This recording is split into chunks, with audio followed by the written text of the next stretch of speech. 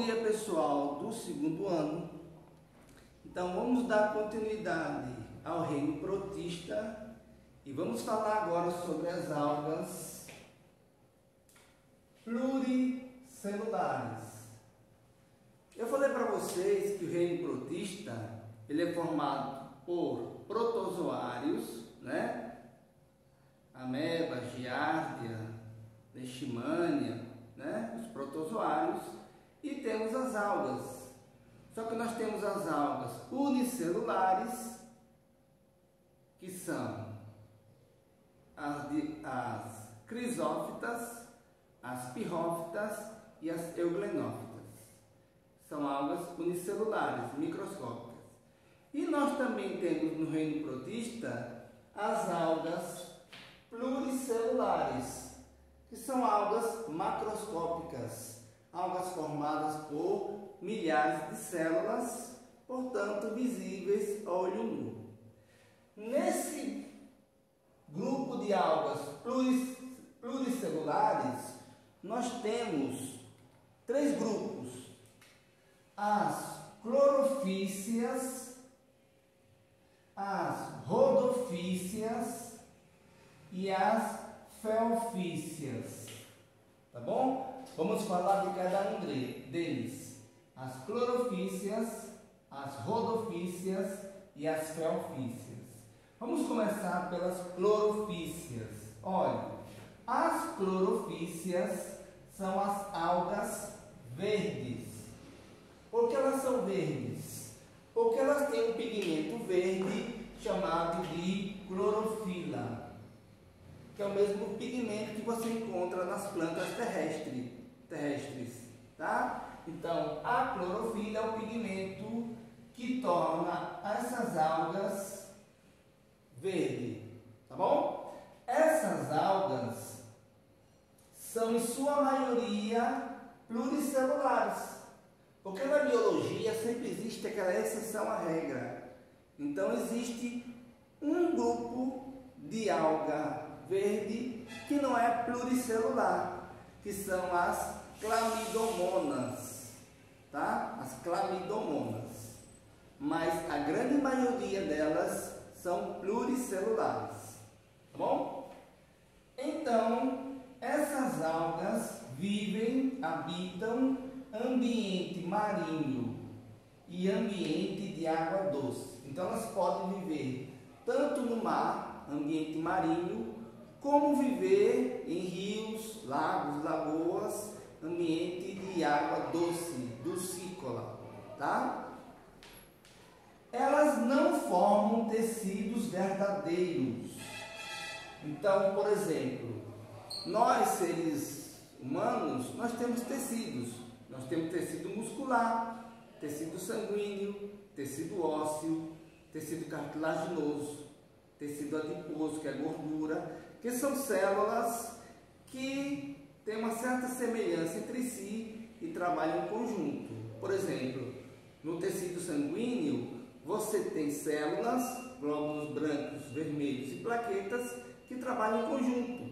No tecido muscular, você tem células, né? Fibras musculares que trabalham em conjunto. Nessas algas, elas não formam tecido verdadeiro, ou seja, as células dessas algas são todas iguais, tá? Não existe divisão de tarefas entre essas células, ou seja, não é como nós, em que as células têm divisão de tarefas. As células do sangue transportam oxigênio, defendem o organismo. As células musculares movimentam o corpo. As células cerebrais, né, são responsáveis pelos sentidos, os movimentos. Mas no caso das algas, as células são todas iguais e não existe uma divisão de funções entre elas, tá bom? Então elas não formam tecido verdadeiro. Outra coisa, as algas verdes, elas podem se associar a fungos, se unir a certos fungos e fazer uma relação mutualista. O que é relação mutualista? É uma relação em que ambos ganham. Tanto o fungo ganha com as algas, como as algas ganham com o fungo. Tá? O que a alga ganha com o fungo? Sais minerais. Os fungos fazem a decomposição, liberam sais minerais e dão um pouco de sais minerais à alga. O que o fungo ganha com a alga? A alga faz fotossíntese, produz glicose e dá um pouco de glicose para o fungo. Então ambos se beneficiam. Então numa relação ecológica em que ambos se beneficiam, nós chamamos isso de mutualismo. Então quando essas algas se unem com certos fungos, formam os líquens. Os líquens, tá?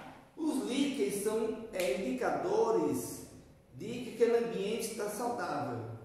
Quando você vê líquens em árvores, geralmente dá em tronco de árvore, tá? É uma estrutura que cresce tronco de árvore, tem um aspecto esverdeado. Quando você vê líquen, significa que aquele ambiente ali está livre de poluição, tá? Então o líquen é um indicador biológico, é um indicador que aquele ambiente ali é um ambiente despoluído, tá bom? Então, alguns exemplos de algas verdes. Nós temos, por exemplo, como falei, as clamidomonas. As clamidomonas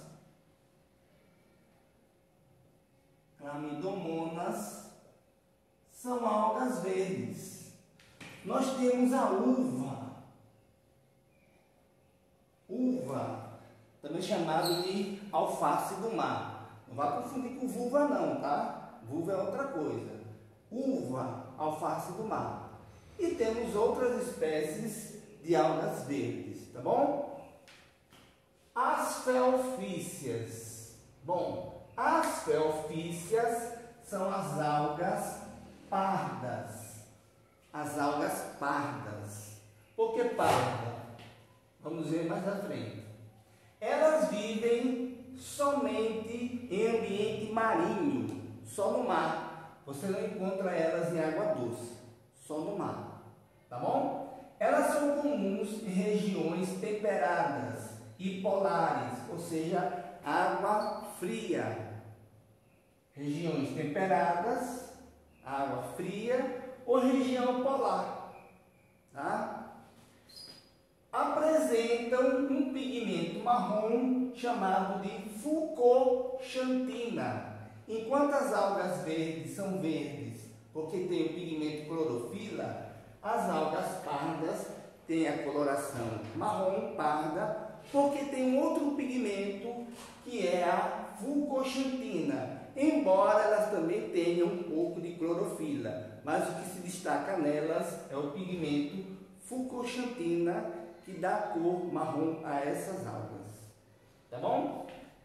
A parede celular, você sabe, você tem a célula e em volta da célula você tem a parede celular. No caso dessas algas, a célula, né, você tem aqui a célula,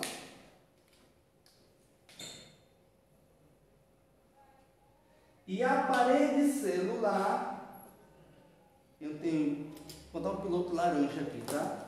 Não tem marrom. A parede celular é formada por um material chamado algina. Algina, que é um carboidrato. Essa algina é muito usada pela indústria para a produção de tanto de alimentos, como sorvete, como cosméticos, cremes. Então, como ela é uma substância gelatinosa, a algina, então ela é usada pela indústria de alimentos para a produção de sorvetes, tá? E pela indústria de cosmético para a produção de cremes. Dentre as algas felfícias, que são as pardas, destacamos os kelpes que são as maiores algas que existem, podem atingir até 50 metros de comprimento,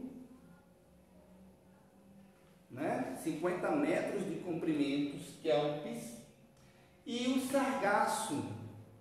Tem até um mar que é cheio dessas algas, chamado Mar de Sargaço. Tá bom, gente? Então, vimos algas verdes e vimos algas pardas. Vamos ver agora, no próximo vídeo, as algas vermelhas, tá bom? Então, um abraço, até o próximo.